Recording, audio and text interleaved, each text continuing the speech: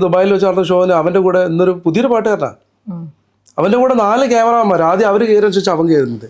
ആദ്യം എന്നിട്ട് സ്റ്റേജിൻ്റെ മുമ്പിലുള്ള വീഡിയോസ്, ഓഡിയൻസിൻ്റെ ഫോട്ടോസും വീഡിയോസൊക്കെ എടുത്തിട്ട് ഇയാൾ വന്ന് കയറുന്നു.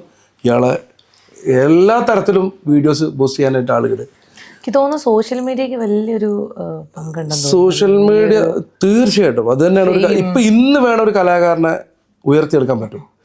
പക്ഷെ നമ്മളൊക്കെ കഷ്ടപ്പെട്ടിട്ട് തന്നെയാണ് വന്നത്, അധ്വാനിച്ചിട്ട് തന്നെയാണ് ഇന്നും ഇവിടെ ഞാനൊക്കെ പിടിച്ചിരിക്കുന്നത്. സത്യം പറയാം, ഇന്നിറങ്ങിയ പാട്ട് പഠിച്ച് പാടാൻ സ്റ്റേജിൽ പെട്ടെന്ന് പറയാം 1 മണിക്കൂർ കൊണ്ട് ഒരു പാട്ട് പാടാന്ന് പറയാൻ ഞാൻ പാടാൻ തയ്യാറാണ്.